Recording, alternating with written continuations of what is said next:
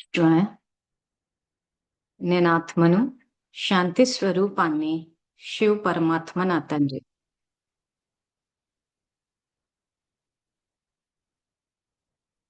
శివ్ పరమాత్మను ఒకసారి ఆత్మిక స్థితిలో తలుచుకుందాము. సో ఇప్పుడు మీరు కొత్త కాబట్టి ఇప్పుడే భగవంతుడు నిరాకారుడన్న విషయాన్ని భగవద్గీత రెఫరెన్స్ ఇచ్చి చేస్తున్నారు కాబట్టి సంకల్పాలు చేస్తున్నారు. కానీ సహజమైన పద్ధతి ఏంటంటే, ఎప్పుడైతే తండ్రి పట్ల ప్రేమ, గౌరవం ఉంటుందో అభ్యాసానికి అవసరం లేదు. సహజంగా ఆయన గుర్తొస్తారు మీకు. సహజంగా ఆయన చెప్పిన ధర్మం అన్నది ఇప్పుడు ఏదైతే మనము నెగటివ్ థాట్స్ అని, కోపం గాని, ఆవేశం గాని, ఇరిటేషన్ గాని, విసుగు గాని సహజంగా చేసేస్తూ ఉన్నాం. సో ఎప్పుడైతే ఆయన పట్ల అరే ఈ రోజు మనకు జ్ఞానాన్ని ఇస్తున్నారు, అది కూడా ఎంత సులువుగా ఎవరికి వాళ్ళు మీ ఇళ్లలో కూర్చుని ప్రశాంతంగా 9 తర్వాత నాకు తెలిసి చాలా మంది ఇళ్లలో పని అయిపోతుంది. అవ్వలేదంటే కొంత ప్లానింగ్ అవసరము. కూర్చుని ఇంత సులువుగా, ఇంత సౌకర్యంగా ఒక్క తండ్రే చేయగలరు. సో ఆ రకంగా ప్రతీదీ ఆయన సహజం చేస్తారు, సులువు చేస్తారు. ఆ చేసినప్పుడు ఆయన పట్ల ఎప్పుడైతే ఆ ప్రేమ వస్తుందో ఆయన సహజంగా గుర్తొస్తారు. ఇంకా అప్పుడు మళ్ళీ కూర్చుని నేను ఆత్మని, తండ్రి శివ పరమాత్మ, నేను ప్రేమ స్వరూపాన్ని, జ్ఞాన స్వరూపాన్ని అని ఇలా అనుకోవాల్సిన అవసరం లేదు. సహజంగా ఆత్మ యొక్క స్వధర్మంలోకి మీరు వచ్చి ఆ రకంగా కర్మలు ఆచరిస్తూ పోతారు. సో ప్రస్తుతానికి మాత్రము మన స్వధర్మాన్ని ఒక్కసారి అభ్యాసం చేద్దాము. సో నేను ఆత్మను, శాంతి స్వరూపాన్ని, శివ పరమాత్మ నా తండ్రి.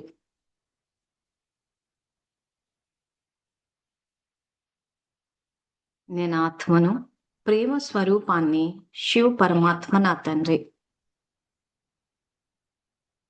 ఈరోజు స్క్రీన్ మీద వేయట్లేదు, కానీ ఎదురుగా ఏమీ లేకపోయినా కానీ విజువలైజ్ చేసి చేయగలిగే ప్రయత్నం చేయండి. ఇప్పుడు నేను యాపిల్ అని చెప్తే మీకు యాపిల్ యొక్క చిత్రం మీ కంటెదురుగా వచ్చిందంటే బుద్ధి యొక్క స్క్రీన్ అంటారు. ఇప్పుడు సపోజ్ నేను మామిడి పండు అన్నాను అనుకోండి, అది మీకు గుర్తొచ్చిన దాని యొక్క చిత్రం ఇది అంతే. సో నేను ఆత్మని అని అంటే ఒక జ్యోతి స్వరూపం, ఒక వెలుగు మీకు దర్శించాలి, విజువలైజేషన్ అంటారు. శివ పరమాత్మ తండ్రి అన్నప్పుడు శివుని యొక్క రూపము, ఆ స్వరూపము, జ్యోతి స్వరూపం, ఆ వెలుగు స్వరూపాన్ని విజువలైజ్ చేసి చెయ్యాలి. ఆ చేసినప్పుడు ఏమైందంటే మీ ఆత్మలోకి ఆ శక్తి వస్తుంది. మీరు ఆలోచనలు ఏ రకంగా అయితే చూడలేకపోతున్నారో అదే విధంగా ఆయనలో నుంచి మనకు వచ్చే శక్తిని కూడా మీరు చూడలేరు, కానీ ఒక స్టేజ్ లో మీకు అదంతా ఎక్స్పీరియన్స్ అవుతుంది. సో అది ఎట్లా అవుతుందా అన్నది కూడా ఈ రోజు మనము తెలుసుకుందాము. సో నేను ఆత్మను, జ్ఞాన స్వరూపాన్ని, శివ పరమాత్మ నా తండ్రి.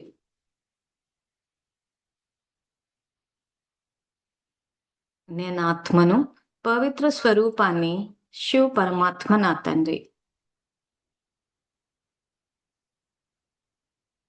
నేను ఆత్మను, సుఖ స్వరూపాన్ని, శివ పరమాత్మ నా తండ్రి. నేను ఆత్మను, ఆనంద స్వరూపాన్ని, శివ పరమాత్మ నా తండ్రి.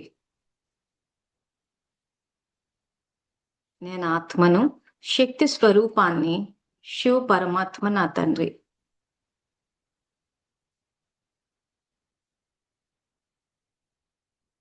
ఇది ఆత్మిక స్థితి, యోగ స్థితి, soul consciousness state of mind అంటారు, డివైన్ స్టేట్ ఆఫ్ మైండ్ అని కూడా అంటారు.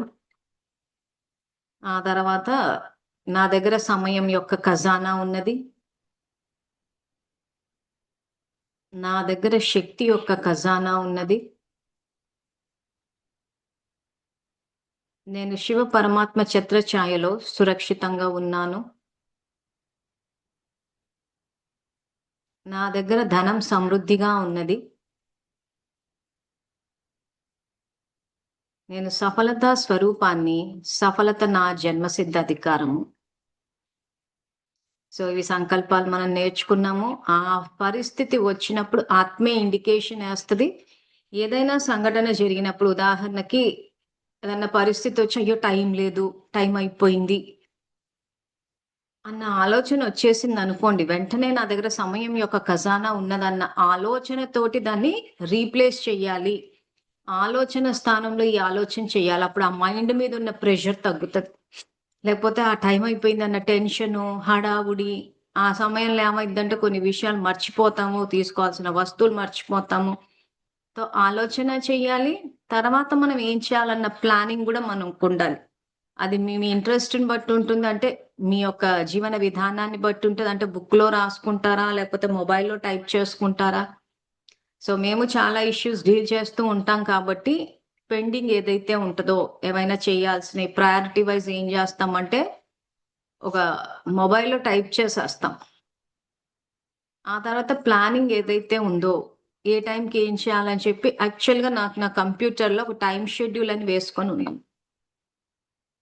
సో, ఈ టైమ్ షెడ్యూల్ ఎలా వేసుకోవాలంటే, ఉదయం ఎన్ని గంటలకు లేస్తున్నామో చూసి, ఆ టైంలో సపోజ్ 4కి లేస్తున్నారనుకోండి. 4-5 ఏం చేయాలి? 5-6 ఏం చేస్తున్నాము? 6-7 ఏం చెయ్యాలి? అంటే మన ఇంటి పని చేస్తామా? చదువుకుంటామా? యోగా చేస్తామా? ఇంటి పని చేస్తామా? ఇంటి పని అయిపోయిన తర్వాత ఏమైనా మన కొత్త నైపుణ్యాలు ఏమైనా డెవలప్ చేసుకుంటామా? అని చెప్పి పొద్దున్న నుంచి రాత్రి వరకు. ప్లస్ బ్రేక్‌ఫాస్ట్‌కి ఎంత సమయం కేటాయిస్తున్నాము? లంచ్‌కి ఎంత సమయం కేటాయిస్తున్నాము? మొబైల్ ఫోన్‌కి ఎంత అని మీరు గనక చార్ట్ వేసుకుంటే, మీరు ఎంత సమయాన్ని ఉపయోగిస్తున్నారు? ఎంత వృధా చేస్తున్నారనేది మీకే తెలిసిపోతది. మేము అలా వేసుకోబట్టే ఏమైందంటే, అన్ని ఇష్యూస్‌ని హ్యాండిల్ చేయగలుగుతున్నాం. అందరు ఇన్ని పనులు ఎలా చేస్తున్నారు ఏంటా అంటే, దానికంటే ఒక టైమ్ టేబుల్. ఆ టైమ్ టేబుల్‌లో 100% చేయడం అన్నది కుదరదు. ఎందుకంటే, ఈరోజు మనం ఈ ప్రోగ్రామ్ ఉదాహరణకి ఇదే ఉందనుకోండి. ఈ క్లాస్ పెట్టుకుందాం అనుకున్నాం. కానీ వేరే సేవలు రావడం వల్ల ఇది క్యాన్సెల్ చేయాల్సొచ్చింది ఆ మధ్య. సో, అలా దానికి తగ్గట్టు కొన్ని మార్పులుంటాయి. అంతేగాని క్లాస్ 9కే ఉందంటే కొన్ని ప్రయారిటైజ్ చేయాల్సిన విషయాల్ని గూడా వదిలేసి చేయడం అని కాదు. అంత రిజిడిటీ తోటి స్ట్రెయిన్ అయిపోవద్దు. కానీ ఓవరాల్‌గా ఒక చార్ట్ అంటూ మాత్రం మనకుండాలి. ఉంటే ఎంత సమయాన్ని ఉపయోగిస్తున్నాము, ఎంత సమయాన్ని వృధా చేస్తున్నాం అన్నది తెలుస్తుంది. దాన్ని బట్టి ప్లాన్ చేసుకుంటూ పోతే ఏమైద్దంటే, ఆ సమయం వల్ల ఏదైతే ఆ మైండ్‌లో ఆ రష్ గాని, ఆ పుష్ గాని, ఏదో బర్డెన్ అయిపోయినట్టు, సమయం సరిపోనట్టు, సమయం తోసినట్టు, సమయం ఒక బర్డెన్ అయిపోయినట్టు, ఈ ఫీలింగ్స్ ఏవైతే వస్తున్నాయో సమయం వల్ల అవన్నీ పోతాయి. ఇవన్నీ ట్రై చేసి చూడాల్సిన విషయాలు. తర్వాత నిన్నటి క్లాస్‌లో మనం బ్లెస్సింగ్స్ దగ్గర ఆపాము. సో, ఎవరైనా ఏదైనా అన్నారు అనంటే ఇంక అక్కడికి తోటి మేము పట్టించుకోము అది ఇదని కాకుండా వదిలేయకుండా వాళ్ళకి శక్తినివ్వాలి. లేకపోతే వాళ్ళు అలా మనకి ఆ నెగెటివ్ తరంగాలు పంపిస్తూనే ఉంటారు. మనం ఎఫెక్ట్ అవుతూనే ఉంటాం. సో, కాబట్టి ఒక బుల్లెట్ ప్రూఫ్ మనం మామూలుగా ఎవరైనా బుల్లెట్ తోటి షూట్ చేస్తే బుల్లెట్ ప్రూఫ్ వేసుకుంటారు శరీరానికి. సో, ఈరోజు మనని ఎంతోమంది మాటలనే రాళ్ళతోటి, బుల్లెట్‌లతోటి కొడుతూ ఉన్నప్పుడు అవి మనసుకు గాయాలవుతున్నాయి. సో, ఆ గాయాలన్నవి శివ పరమాత్మ ద్వారా ఇప్పుడు మనం ఏదైతే నేర్చుకున్నామో, ఆ రకంగా కనెక్ట్ అయినప్పుడు ఆయన దివ్య కిరణాల ద్వారా గాయాలన్నీ మానిపోతాయి. మానిపోయిన తర్వాత మళ్ళీ కానీ అవతల వాళ్ళు ఏమి మనని మాటలతోటి మాటలని ఈటలనొచ్చు, బుల్లెట్‌లనొచ్చు, రాళ్ళనొచ్చు, ముళ్ళనొచ్చు. అవతల వాళ్ళు అప్పుడే ఆపరు గాబట్టి, మనం ఒక బుల్లెట్ ప్రూఫ్ దీన్ని మన ఆధ్యాత్మిక భాషలో యోగరూపి కవచం అంటారు. సో, అది వేసుకొని కూర్చోవడం. ఎలా కూర్చుంటామంటే, నేను ఆత్మని, శివ పరమాత్మ తండ్రి అన్నప్పుడు, ఆ దివ్య కిరణాల వల్ల ఏమైపోతదంటే, అటువైపు నుంచి తరంగాలు రావు. టచ్ అవ్వవు. అంటే ఇక్కడ ఏమవుతుంది, మన స్థితి యొక్క ఫ్రీక్వెన్సీ ఇక్కడుంది. సో, అవతల వాళ్ళు కోపాన్ని పంపిస్తున్నారనుకోండి, ఆ ఫ్రీక్వెన్సీ కిందుంటది. అంటే కెమెరాలో పెట్టి చూపిస్తున్నా యాక్చువల్‌గా లో లెవెల్ అన్నమాట. మీకు కనిపించాలని నేను కెమెరాకి రావాలి అని చెప్పేసి చెయ్యి పైకి పెడుతున్నాను గానీ, యాక్చువల్‌గా మన మైండ్ స్థితి ఇక్కడుంటే, అవతల వాళ్ళు పంపించేవి ఏవైతే ఆ కోపము, ఆవేశము, మాటలు, ద్వేషము వీటితో కూడుకున్నయి ఏంటంటే, లో ఫ్రీక్వెన్సీ తరంగాలు కాబట్టి, అవి యాక్చువల్‌గా కింది నుంచి ఎళ్తూ ఉంటాయి. అంటే మనకు టచ్ అవ్వవు. అందుకోసమనే భగవంతుడిని తలుచుకోండి, తలుచుకోండి అని చెప్పడానికి కారణం ఏంటంటే, మన రిసీవర్‌ని ఆయనతో పాటు అలైన్‌మెంట్ చేసాం. అలైన్ చేయడం అంటే అనుసంధానించాం. అంటే ఇక్కడ మనం క్రియేట్ చేయాల్సింది ఏం లేదిక్కడ.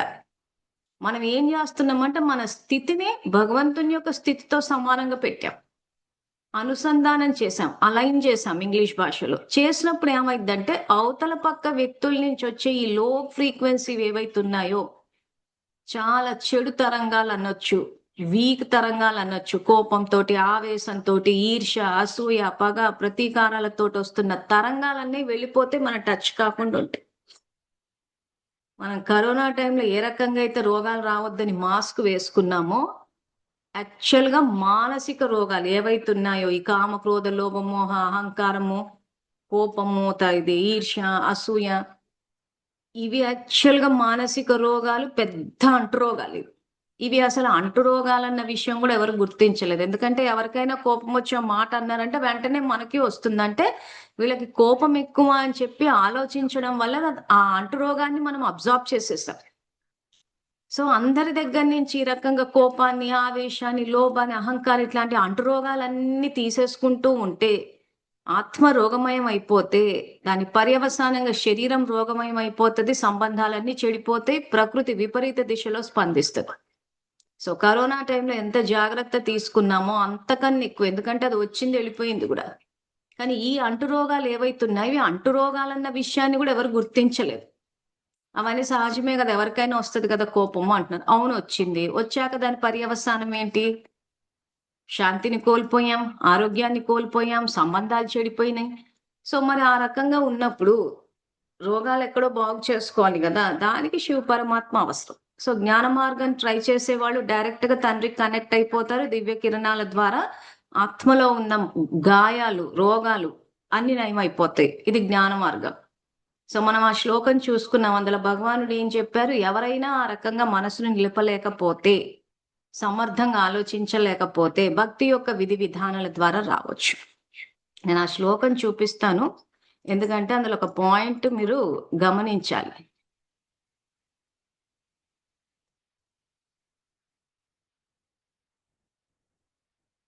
సో ఇక్కడ స్క్రీన్ మీద వేసి చూపిస్తున్నాము. ఇక్కడ స్థిరముగా నా యందు మనస్సును లగ్నము చేయ నీవు సమర్థుడవు కానిచో భక్తి యోగమునందలి విధి విధానాలను అనుసరింపుము. తో ఈ సమర్థుడవు, ఈ పదాన్ని మనం అండర్లైన్ చేసుకోవాలి. ఇది భక్తి యోగము 12వ అధ్యాయము 9వ శ్లోకము. ఇక్కడ మనం ఏం చేస్తున్నామంటే క్లాస్ ద్వారా we are going beyond positivity.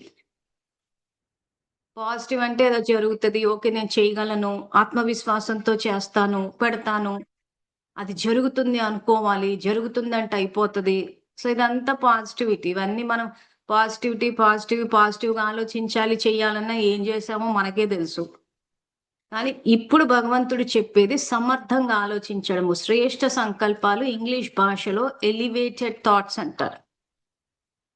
We are going beyond positivity.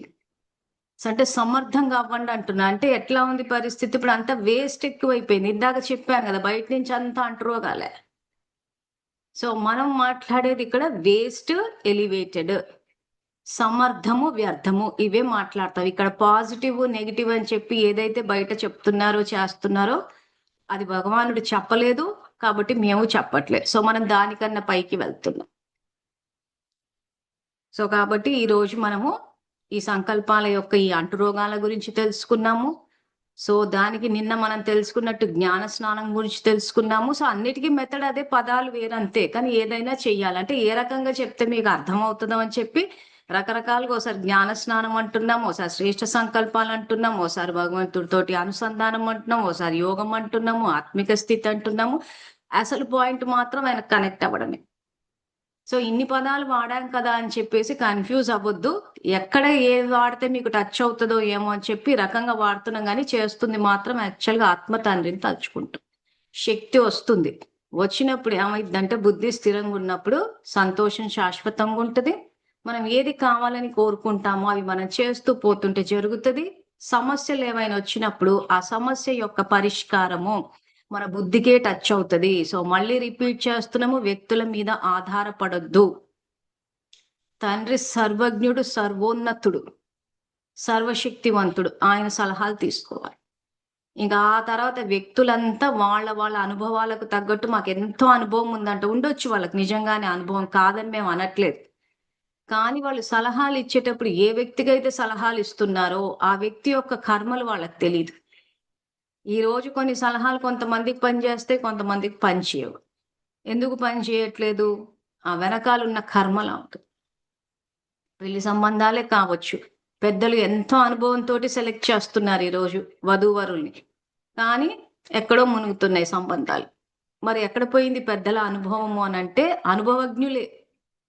కానీ కార్మిక్ ఫిలాసఫీ ఏదైతే ఉందో అది అక్కడ వాళ్ళకి అజ్ఞానం ఉండదు. కర్మల యొక్క గుహ్యగతి దాత ఒక్క శివ పరమాత్మనే కాబట్టి ఆయన నిర్ణయం ప్రకారం తీసుకోవాలి. సో సంబంధాల విషయానికే వచ్చేటప్పుడు ఏ సంబంధం నిలబడుతుందని తండ్రిని అడిగినప్పుడు ఆయన నుంచి గైడెన్స్ తీసుకుని చేస్తే సంబంధాలు కూడా నిలబడతాయి. సో ప్రతి విషయంలో తండ్రి గైడెన్స్ తీసుకోవాలి. వ్యక్తులది తీసుకుంటే మాత్రం వాళ్ళు మాట్లాడుతుంటే అన్ని కరెక్టే అనిపిస్తుంది, కానీ తీరా పేలాక ఏంటా ఇలా జరిగింది అనిపిస్తుంది.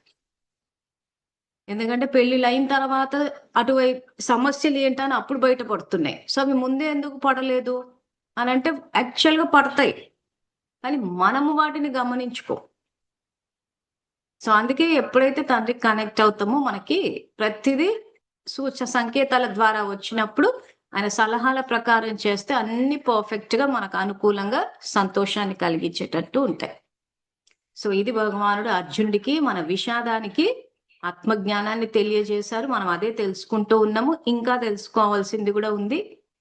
సో ఈ రోజు మన క్లాసెస్ రెగ్యులర్ గా అటెండ్ అవుతున్న ఇంద్రజ గారు దీన్ని ప్రయోగం చేశారు, అంటే స్టార్ట్ చేశారు ధారణ చేయడం. మన జ్ఞానం తెలుసుకున్నాము, తండ్రి నుంచి శక్తి తీసుకుంటున్నాము, తీసుకున్న తర్వాత దాన్ని ఉపయోగిస్తున్నాం. ఉపయోగిస్తుంటే జీవితంలో ఏం ఇంపాక్ట్ వస్తుందా అన్నది చెప్పారు. అది రికార్డ్ చేశాము. ఆ రికార్డింగ్ వేస్తాను, వినండి. విన్న తర్వాత నెక్స్ట్ నేను ఏం చేయాలన్నది చెప్తాను.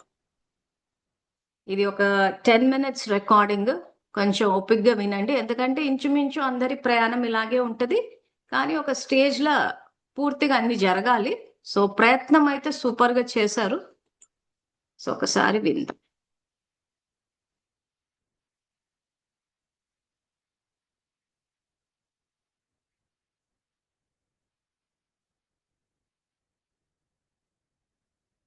నమస్కారం, నా పేరు ఇంద్రజ. నేను భగవద్గీత ప్రాక్టికల్ లైఫ్ అనే ప్రోగ్రాంలో అక్టోబర్ 22, 2025న జాయిన్ అయ్యాను. ఈ క్లాస్లో జాయిన్ అయిన తర్వాత మంజులా మేడం గారి క్లాసులు వింటున్నప్పుడు నాకు చాలా జ్ఞానోదయం జరిగింది. అదేమిటంటే అసలు చెప్పడానికి రావట్లేదు.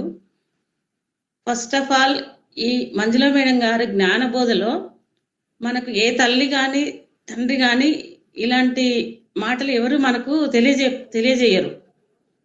అంత స్పష్టంగా, అంత వివరంగా వివరిస్తున్నారు. నేను ఈ క్లాసులో తెలుసుకున్న విషయం ఏమిటంటే, మనము ఒక ఫ్యామిలీలో మన కుటుంబ సభ్యులకు సేవ అంటే మనం వండటము, జాబ్ చేయడము, పని, ఇంట్లో పిల్లలకు, భర్తకు అన్ని చేస్తుంటాం. మనం ఎంతో చేసినా ఒక్కోసారి విసుక్కుంటాం, వాళ్ళ మీదో, భర్త మీదో, పిల్లల మీదో. ఆ విసుక్కోవడం అనే దాన్ని మనము ఒక సేవలాగా భావించాలని మంజుల మేడం గారు గుర్తు చేశారు. ఈ క్లాస్లో తెలుసుకున్నాను. సేవ అనే దృక్పథంతో మనము మన కుటుంబ సభ్యులకు చేయాలి. సేవ అనే దృక్పథంతో మనం పనిచేయాలి. ఇది ఒక మంచి ఆలోచనగా నాకు అనిపించింది. మరియు ఇంకో విషయం ఏమిటంటే, నా దగ్గర సమయం అనే ఖజానా ఉంది. ఈ విషయాన్ని ఎవరు కూడా మనకి ఇంత క్లారిటీగా చెప్పలేరు. నా దగ్గర సమయం అనే ఖజానా ఉంది అంటే, నువ్వు సమయం యొక్క విలువను ఏ విధంగా తెలుసుకోవాలా అనేది ఈ భగవద్గీత ప్రాక్టికల్ లైఫ్లో నాకు అర్థమైంది. ఈ సమయం యొక్క ఖజానా ద్వారా మనము ఎంత సమయాన్ని వేస్ట్ చేస్తున్నాము, ఎంత వినియోగిస్తున్నాము అనేది నాకు బాగా అర్థమైంది. మరియు ఇంకో విషయం ఏమిటంటే, మన పిల్లలు ఆజ్ఞాకారులు అనే విషయం చాలా స్పష్టమైంది నాకు. ఏ విధంగా అంటే, మనము చిన్నప్పటి నుండి వాళ్ళకు ఏదైతే నేర్పించాలనుకుంటామో ఆ నేర్పించే పద్ధతిని మంజులా మేడం గారు, నువ్వు ఇలా ఆర్డర్ వేసినట్టు కానీ, తిట్టినట్టు కానీ, కోపంగా చెప్తే వాళ్ళు వినరు. ఇది నాన్న, అది నాన్న అని చిన్నప్పటి నుండే మనం ఆజ్ఞ అంటే ఒక మంచి మెథడ్తో చెప్పాలని ఈ క్లాస్లో నేను అర్థం చేసుకున్నాను. ఇంకొక విషయం ఏమిటంటే, నేను ఆత్మను, శివ పరమాత్మ నా తండ్రి, నేను ఆత్మస్వరూపాన్ని, శివ పరమాత్మ నా తండ్రి. ఇది ఒక విషయం ఏంటంటే, ఈ శ్లోకంతోని మన మనుషులమైన మనకొక ఆత్మ అనేది మన శివుని ఆ శివుని యొక్క అంతరాత్మలో ఉంది అనేది స్పష్టంగా అర్థమైంది. ఇది ఒకటి. ఇంకో విషయం ఏమిటంటే, ఇప్పుడు కొంత సమయం ఒక విత్తనం నాటుతాము, ఆ విత్తనం మొలకెత్తడానికి కొంత సమయం పడుతుంది, అది అనుభవించడానికి కూడా కొంత సమయం అనేది పడుతుంది. ఓపిక అనేది చాలా అవసరము. మరియు ఇంకో విషయం నేను తెలుసుకున్నది ఏమిటంటే, మనము ఎంత సమర్థంగా మాట్లాడితే అంత సమర్థంగా మనకు పనులు జరుగుతాయి. అదే సమర్థవంతంగా పిల్లలకు కూడా మనము చిన్నప్పటి నుంచి అలవాటు చేసుకోవాలి. మరియు ఇంకా నేను చాలా విషయాలు తెలుసుకున్నాను, చెప్పడానికి నాకు మాటలు రావట్లేదు. ఇంత జ్ఞానబోధ చేసిన మంజుల మేడం గారికి శతకోటి వందనాలు. ఏమిచ్చినా నేను మీ రుణం తీర్చుకోలేను మేడం. ఇలాంటి ఈ అవకాశాన్ని అందరూ సద్వినియోగం చేసుకోండి. ఇది డబ్బులతో కొనేది కాదు. ఇలాంటి జ్ఞానము మనకు ఎవ్వరు ఎక్కడ ఇవ్వరు. ఇంత మంచి జ్ఞానాన్ని అసలు తెలుసుకోవాలనే ఉద్దేశం రావడము చాలా గొప్ప అవకాశం. ఈ మంచి ఈ సదవకాశాన్ని అందరూ వినియోగించుకోవాలని మనస్ఫూర్తిగా కోరుకుంటున్నాను. సరే మేడం. మీ అనుభవం బాగుంది, కానీ ఇప్పుడు ఇది చేస్తున్నారు, మీరు ఏం చెప్పారు, సేవ, సమయము, పిల్లల ఆజ్ఞాకారులు, ఇవన్నీ చేస్తుంటే మీ స్థితి ఎలా ఉంది? అంటే మీ స్టేట్ ఆఫ్ మైండ్, మీ మనసు ఎలా ఉంది? నేను అంతకుముందు నేను భగవద్గీత ప్రాక్టికల్ లైఫ్ లో రాక మునుపు, వచ్చిన తర్వాత నాలో మార్పు అనేది చాలా వచ్చింది. ఆ మార్పు ఏమిటంటే, నాలో ఓపిక అనేది వచ్చింది. నేను ఒక జీవితంలో మార్పు అనేది ఏ విధంగా వచ్చిందంటే, ఓపిక అనేది తక్కువ ఉండేది, ఈ కాలాన్ని వ్యర్థం చేసేది, అదొకటి. పిల్లల మీద విసుక్కోవడం అలాంటివి ఉండేది మేడం, కామన్ గా. సరే, ఇప్పుడు చెప్పండి, మీరు ఏదైతే ఈ సేవ, సమయం, పిల్లల ఆజ్ఞాకారులను అంటున్నారో, సో దానివల్ల మీ మనసు ఎలా ఉంది? పిల్లలు ఆజ్ఞాకారులు, నేను భగవద్గీత ప్రాక్టికల్ లైఫ్ క్లాసులు విన్న తర్వాత నా యొక్క మానసికంగా మరియు శారీరకంగా కూడా చాలా ఓపిక అనేది వచ్చింది మేడం. అంతకుముందు ఓపిక అంటే తెలియదు, సమయం అనేది తెలియదు, కొంచెం వ్యర్థం అన్నట్టుగా ఉండేది సమయం అనేది. మరియు పిల్లల్ని ఏ విధంగా మనం ఆజ్ఞాకారులుగా చేసుకోవాలనేది మీ మాటల్లో తెలుసుకున్నాను మేడం నేను. మరి పిల్లలు ఇప్పుడు వింటున్నారా మాట? వింటున్నారు మేడం, వింటున్నారు. అంటే కొంచెం ఇంకా టైం, కొంచెం సమయం పడుతుంది, కానీ మొదలైతే అయింది కదా ప్రాసెస్. మొదలైంది మేడం. మరియు మీకు ఓపిక పెరిగిందంటే ఎందుకు పెరిగిందని అనుకుంటున్నారు? అంటే పిల్లల యొక్క మనస్తత్వాన్ని మనం చిన్నప్పటి నుంచి మనం ఏ విధంగా అలవాటు చేశామో వాళ్ళు అదే విధంగానే ఉన్నారు కదా. ఇప్పుడు నేను తెలుసుకున్నాను కదా, ఆజ్ఞాకారులు అనే మాటని అర్థం చేసుకొని వాళ్ళని ఏ దారిలో నడిపించాలి అనేది ఇప్పుడు అర్థమైంది నాకు. అది అంటే ఓపిక పెరగడానికి కారణం ఏంటంటే, యాక్చువల్ గా తండ్రికి కనెక్ట్ అయినప్పుడు శక్తి వస్తుంది ఆత్మలోకి, దాని వల్ల ఓపిక అన్నది పెరుగుతుంది. అందులో ఒకటి, మీరు ఆత్మ అంటే ఏమిటి అనేది ఒక రోజు 17th క్లాస్ రోజు బాగా వివరించారు మేడం. అసలు ఆత్మ అంటే ఏంది, మనము ఎందుకు పుట్టడం ఏంటి, మళ్ళీ పోవడం ఏంటి, ఈ సృష్టి ఏంటి, అసలు మనం ఎందుకు రావాలి, ఇవన్నీ నాకు 17th రోజు క్లాస్ లో బాగా అర్థమయ్యాయి అన్నమాట. అంటే నేను భగవద్గీత ప్రాక్టికల్ లైఫ్ లోకి రాకముందు నాకు ఇవన్నీ తెలియదు మేడం, ఉన్న నిజం చెప్తున్నాను. మీ క్లాసులు విన్న తర్వాత నాకు ఇవన్నీ స్పష్టంగా అర్థమవుతున్నాయి. Thank you so much madam. Okay madam. So ఇంకా ఇప్పుడు ఈ సమయం విషయానికి వచ్చేసరికి, ఇప్పుడు సమయం అన్న ఖజానా ఉంది అన్న సంకల్పం చేస్తూ ఉంటే, మీరు క్లాసులు అటెండ్ అవ్వకముందు ఎలా ఉండేది, అటెండ్ అయిన తర్వాత ఎలా అనిపిస్తుంది సమయం విషయంలో? సమయం విషయంలో అంటే మేడం, నేను క్లాసులో అటెండ్ అవ్వకముందు ఒక ప్రణాళిక అనేది లేదు. ఇప్పుడు నేను 9:30 అవుతుంది అనగానే మంజుల మేడం క్లాస్ వస్తుంది, నేను అటెండ్ అవ్వాలి అనేది ఒక టైం ప్రణాళిక అనేది అర్థమవుతుంది. ఒక టైం అనేది అర్థమవుతుంది. ఆ టైం వరకల్లా నేను ఇంట్లో ఏదన్నా పని అవి చేసేసుకోవాలి, కూర్చోవాలి అనేది ఒక సబ్జెక్ట్ అనేది మనకు మైండ్‌కి తట్టుతుంది మేడం అట్లా. అది. ఓకే.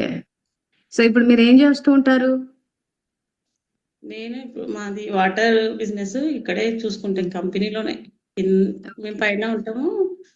కింద వాటర్ ప్లాంట్ మ్యానుఫ్యాక్చరింగ్ యూనిట్ అని చెప్పాను కదా. ఓకే. మా సారు, నేను, మా బాబు ఇంకా ఒక 6 వర్కర్స్ ఉంటారు. మేమే చూసుకుంటాం అనమాట. ఓకే. మీ పర్సనల్ గా మీకేమైనా అంటే ఎంగేజ్ ఆన్లైన్ అయ్యారా బిజినెస్ కి? ఆన్లైన్ లో ఏం చేస్తుంటారు? నేను ఆన్లైన్ జ్యువెలరీ బిజినెస్ చేస్తాను మేడం. నేను ఒక ఓకే. 7 ఇయర్స్ అవుతుంది ఆన్లైన్ బిజినెస్ చేయబట్టి. 7 ఇయర్స్ నుంచి చేస్తున్నాను పార్ట్ టైం లాగా. మరి మంచిదే. సో ఇప్పుడు ఈ క్లాసులు అటెండ్ అయిన తర్వాత మీరు చేస్తున్న ఆన్లైన్ బిజినెస్ లో ఏమైనా అంటే ప్రాఫిట్ వైజ్ అని కాదు, టెన్షన్స్ గానీ అట్లాంటి విషయంలో ఏమైనా తేడా వచ్చిందా? టెన్షన్స్ అంటే అది ఇప్పుడు మనం ఏంటంటే మేడం, నేను ఆన్లైన్ బిజినెస్ చేస్తున్నాను. అది సీజనల్ గా బట్టి ఉంటది. ఏంటంటే ఇప్పుడు మనం ఉన్న ఆర్థిక పరిస్థితులను బట్టి ఆర్డర్స్ వస్తాయి. అవి ఇంకా ఎక్కువ తక్కువ అంతే మేడం. అది సో ఇప్పుడు మరి మనం క్లాస్ లో నా దగ్గర ధనం సమృద్ధిగా ఉంది అన్న సంకల్పం నేర్చుకున్నాం, అది చేయలేదా మరి? చేస్తున్నాను మేడం. ఇప్పుడు నేను ఇప్పుడిప్పుడే అలవాటు పడుతున్నాను కొద్దిగా. అది చేస్తూ పోండి, ఇంకా మనకి సీజన్ తో సంబంధం ఉండదు, డబ్బు వెతుక్కుంటూ వస్తుంది మనని. Okay madam. ఓకే. చాలా థ్యాంక్స్, మీరు ఇంత వచ్చి చెప్పి, ఇది ఎంతో ప్రేరణగా ఉంటది. తర్వాత మీరు ఏదైతే అన్నారో రుణం తీర్చుకోవాలి కానీ యాక్చువల్ గా రుణం తీర్చుకోవచ్చు, ముఖ్యంగా తండ్రిది. సో ఏ తండ్రి రకంగా అది తీర్చుకోవచ్చు? ఏ రకంగా తీర్చుకోవచ్చు అంటే ఈ జ్ఞానాన్ని ముందుకు తీసుకెళ్ళి, తర్వాత మనం ఏదైతే గ్రూప్ లో మనము వరదానాలు పోస్ట్ చేస్తున్నామో ఆ వరదానాలు మన ఇంట్లో వాళ్ళకి ఇస్తాము. ఆ తర్వాత మీది ఎలాగో ఆన్లైన్ బిజినెస్ కాబట్టి చేసేటప్పుడు మీ క్లయింట్స్ ఎవరైతే ఉంటారో వాళ్ళకు కూడా మనసులో వాళ్ళు సంతోషంగా ఉండాలి, ఆరోగ్యంగా ఉండాలి అని చెప్పి మనసులో వాళ్ళకు కూడా వరదానాలు ఇస్తాం. అర్థమైందా? అంటే ఏ రకంగా మనము పుణ్యాన్ని అంటే పుణ్యము పురుషార్థం అంటారు చూసారా, ఇదే అన్నమాట. మనం చేసే వ్యాపారాలే చేస్తాము కానీ కర్మయోగులం అవుతాం అన్నట్టు. ఈ అవకాశాన్ని ఇచ్చిన మంజుల మేడం గారికి శతకోటి నమస్కారాలు.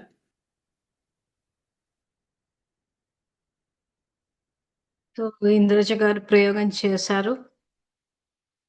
సో ఆ సమయాన్ని కేటాయించడము, తర్వాత సేవ చేయడము. సో మనం ఏదైతే జ్ఞానాన్ని తెలుసుకున్నాము, తండ్రి నుంచి శక్తి తీసుకున్నాము, సో తను ఇప్పుడు ఏం చేస్తున్నారు? ధారణ చేస్తున్నారు. సో మీరు ఆడియో వింటే, ఇది ఎట్లాగో రేపు రికార్డింగ్ వస్తుంది కాబట్టి విని చూడండి. ఓపిక వచ్చిందంట. నిజంగా ఎందుకు ఓపిక ఇచ్చిపోతున్నాం అంటే అది చేస్తూ ఉన్నాం అంతే. కానీ ఎక్కడ కూడా ఏంటంటే ఇప్పుడు బ్యాటరీని ఛార్జ్ చేయలేదు. ఇప్పుడు మనం మొబైల్ వాడుతూ పోతుంటే ఒక చోట డిశ్చార్జ్ అయిపోతే మళ్ళీ దాన్ని ఛార్జింగ్ చేస్తున్నాం. అదే విధంగా ఆత్మను కూడా ఛార్జింగ్ చేయాలి, అది మిస్ అయింది. అందుకోసం అని చెప్పేసి ఆ శక్తి కోల్పోవడం వల్ల అందరికి ఆ ఇంట్లో పని చేసి చేసి చేసి ఆ ఓపికలు పోతున్నాయి. ఆ బ్యాటరీ డౌన్ అయ్యేసరికి ఏమైపోతుందంటే కొన్ని విషయాలకి విసుగొచ్చేస్తుంది. సో ఇప్పుడు ఏమవుతుందంటే సింపుల్ గా అప్పుడు మనం ఏమనుకుంటాం, ఇంట్లో పని తగ్గాలి, వీళ్ళు మారాట, అది వాళ్ళు నార్మల్ గానే ఉన్నారు కానీ మనలో శక్తి పోవడం వల్ల మనం ఓపికలు నశించడం వల్ల అట్లా అనిపిస్తుంది. సో ఇప్పుడు రోజు అభ్యాసం చేస్తున్నాము, చేసి తండ్రికి కనెక్ట్ అయితే యాక్చువల్ గా 1 సెకండ్ లో ఛార్జింగ్ అయిపోతుంది. ఎందుకంటే అది భగవంతుడు ఒక పవర్ హౌస్ లాగా.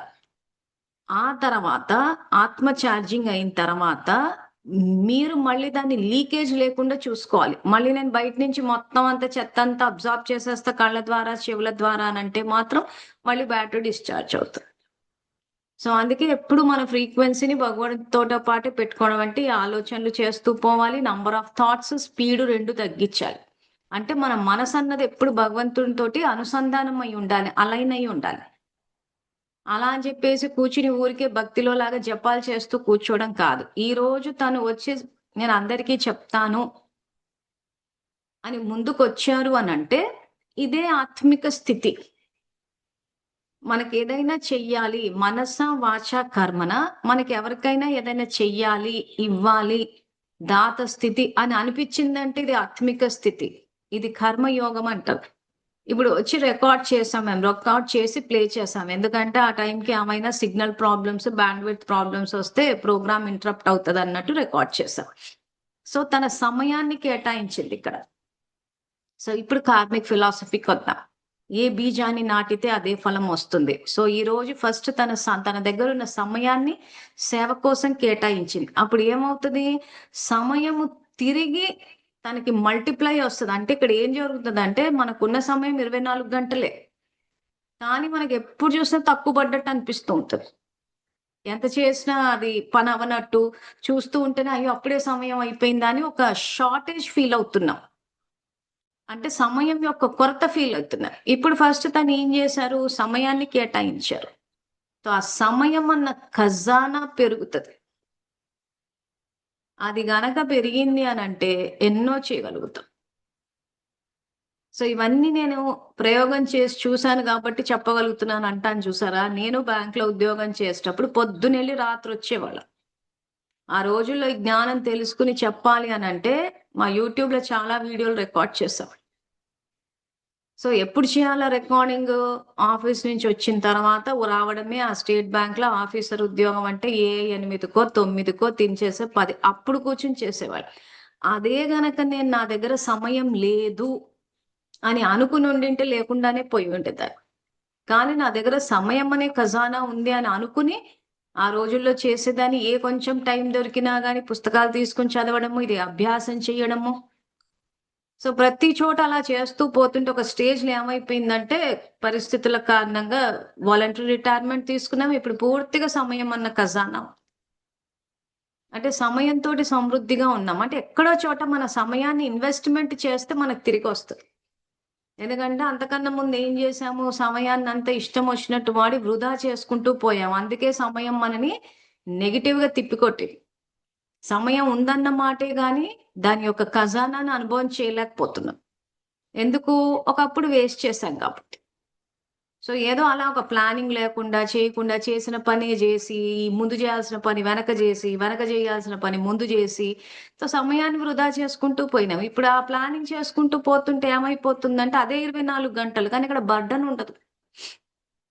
మనకు నచ్చినవి చేసుకుంటూ పోతాం. ప్లానింగ్ చేస్తాం. ఒకటి తర్వాత ఒకటి చేస్తూ ఉంటాం. అన్ని పనులవుతాయి. సో ముఖ్యంగా తను అక్కడ ప్రయోగం చేశారు. దానివల్ల ప్లానింగ్ వచ్చింది. మెయిన్ బర్డెన్ తగ్గుతది. ఆ సమయం ఏదో తోసిన ఫీలింగ్ తగ్గుతది. చాలా పీస్‌ఫుల్‌గా అనిపిస్తది. ప్లస్ అన్ని పనులు అవుతూ ఉంటాయి. ఎందుకంటే అన్ని మనం కేటాయించుకుంటూ వెళ్తాం కాబట్టి. తర్వాత ఇల్లు సేవాస్థానం మనం నేర్చుకున్న మొదటి పాయింటే అది. ఇవి చేస్తూ పోతుంటే ఏమైతదంటే ఆ విసుగు అన్నది రావడం ఆగిపోయిందని కూడా చెప్పారు. ఎందుకు? ఆ విసుగు అన్నది కోపం యొక్క బై ప్రొడక్ట్ లాంటిది. మెయిన్ హెడ్ ఏదుంటదంటే ఇవే ఈ స్వధర్మము, పరధర్మము. ఈ కామ, క్రోధ, లోభ, మోహం, మద, మాత్సర్యాలు వీటికి బై ప్రొడక్ట్సే ఉంటాయి ఇవన్నీ. సో ఎక్కడో పనవ్వట్లేదు, చెయ్యట్లేదు అన్న కోపానికి బై ప్రొడక్ట్ కిందనే ఈ విసుగు ఇవన్నీ వస్తుంటాయి. సో నేను ఆత్మని శాంతి స్వరూపాన్ని శివ పరమాత్మ నా తండ్రి అన్నప్పుడు ఆ శాంతి నిండుతూ ఉంది తనలో. ఆ శాంతి నిండుతూ ఉండడం వల్ల ఏమైందంటే ఆ విసుగు రావడం ఆగిపోయింది. సో అందుకే స్వధర్మంలోకి తెండి ఆత్మని, స్వధర్మంలోకి తెండి ఆత్మనని నేర్పించడానికి కారణం అది. సో ఇవి పని చేస్తాయా అంటే చేస్తాయి. నేను నా జీవితంలో ప్రయోగం చేశాను కాబట్టి చెప్పగలుగుతున్నా. సో వినేవాళ్ళు కూడా చేస్తున్నారు. సో మొట్టమొదట అడుగు వేశారు మన ఇంద్రజ గారు. సో అట్లా ఇంకా ఎవరికైనా ప్రయోగం చేసి మేము వచ్చి సేవ చేస్తాము. ఇదేదో యూట్యూబ్‌లో వచ్చో, జూమ్‌లో వచ్చి చెప్పడం కాదు. సేవ కిందకొస్తది. సో తన సమయాన్ని కేటాయించారు. తన ఆలోచనలు కేటాయించారు. ఏం రాయాలి, ఏం చెప్పాలన్న ఆలోచనలు కేటాయించారు. మనకెంతో ప్రేరణాత్మకమైన మనకు ఆలోచనలు ఇచ్చారు. కంటికి కనపడని శ్రేష్ఠ ఆలోచనల్ని ప్రేరణ ఇస్తే అదంతా మల్టిప్లై వచ్చి తన ఖాతాలో పడతది. సో రేపటి రోజున ఈ రోజు మనకు చెప్పారు ప్రేరణ ఇవ్వడానికి. ఇంకా యూట్యూబ్ వెళ్ళేసరికి యూట్యూబ్‌లో కొంతమంది వందల్లో చూస్తున్నారు. సో రేపటి రోజున తనకేదైనా అవసరం వచ్చినప్పుడు ఈ జూమ్, యూట్యూబ్‌ల ద్వారా విన్న వాళ్ళంతా వచ్చి సహాయం చేయడం అంటూ ఉండదు. ఎక్కడి నుంచైనా వచ్చేస్తది సహాయం. ఎందుకంటే ఈరోజు తను మాట సాయం చేసింది కాబట్టి, రేపు వాళ్ళ వ్యాపారంలో ఎక్కడైనా మాట సాయం అవసరమైతే ఎవరైనా వచ్చి చేసేస్తారు. ఎందుకు చేస్తారు? ఈరోజు తను బీజాలు నాటుకుంది కాబట్టి. సో ఆ రకంగా మనస, వాచ, కర్మన.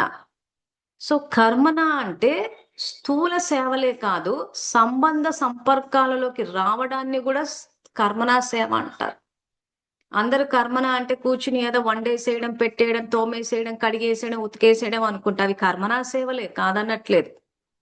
కానీ ఈ రోజు సోల్ టు సోల్ కనెక్షన్, ఆత్మతో సంబంధం. మనమంతా ఒక తండ్రి ద్వారా కనెక్ట్ అయ్యాం. కర్మ సంబంధీకులం కాదు, సేవా సంబంధీకులము. తండ్రి శివ పరమాత్మ అయినప్పుడు ఆయన యొక్క పిల్లలుగా, ఆయన యొక్క విద్యార్థులుగా కనెక్ట్ అయ్యాం. ఇది సేవా సంబంధం అంటారు. సో ఆ సోల్ టు సోల్ కనెక్షన్ ఏదైతే ఉందో ఇది కర్మనా సేవలు అంటారు. సో అంటే మీ అందరూ కూడా ముందుకు వెళ్ళి దీన్ని ప్రయోగం చెయ్యాలి అన్న శ్రేష్ఠ ఉద్దేశంతో ముందుకొచ్చారు. ఒక అడుగు ముందుకేసారు ధైర్యంగా. సో అప్పుడు ఏమవుతుంది, తన నుంచి ఆ ధైర్యం యొక్క తరంగాలు, రికార్డింగ్ ఒక 10 minutes జరిగింది కానీ ఎన్నో విషయాలు వచ్చాయి. అంటే ఆత్మిక స్థితిలో ఇప్పుడు ఏమవుతుందంటే తన నుంచి ఆ తరంగాలు వెళ్తాయి. ఎక్కడికి వెళ్తాయి? మొత్తం విశ్వంలోకి వెళ్తాయి. వెళ్ళినప్పుడు అవి తిరిగి వచ్చి మళ్ళీ తన ఖాతాలోకి వస్తాయి. అంటే ఖజానాలు నిండుతూ ఉంటాయి, అంటే పుణ్యం ఖాతా నిండుతూ ఉంటుంది. సో భగవంతుడు చెప్పే జ్ఞానం గాని, మార్గం గాని ఎట్లా ఉంటదంటే సహజంగా సులువుగా ఉంటుంది, కూర్చున్న చోటనే జరుగుతాయండి. సో తన ఖాతాలోకి సమయం వస్తుంది, తన ఖాతాలోకి ధైర్యం వస్తుంది, తన ఖాతాలోకి వాచా సేవ చేశారు కాబట్టి మాట సేవ వస్తుంది. ఈ రోజు మనం కూడా ప్రయోగం చేయాలని చెప్పి మనకి సంయోగం ఇచ్చారు కాబట్టి రేపు ఇంకెక్కడి నుంచైనా తనకు సంయోగం వచ్చేస్తుంది. ప్లస్ తనకొకరికి చెయ్యాలి అన్న దాత స్థితి, సంయోగ శక్తి, ఈ శక్తులు పెరుగుతాయి. ఇదేదో చిన్నగా 10 నిమిషాలు అనుకోదు, వెనకాల ఇంత కథ ఉంది దానికి. సో ఒక్కసారి మీరు కూడా ఆలోచించండి. ఇళ్లలో కూడా ఆ రకంగానే మీ వాచ ద్వారా అందరిలో సంతోషాన్ని, ధైర్యాన్ని నింపండి.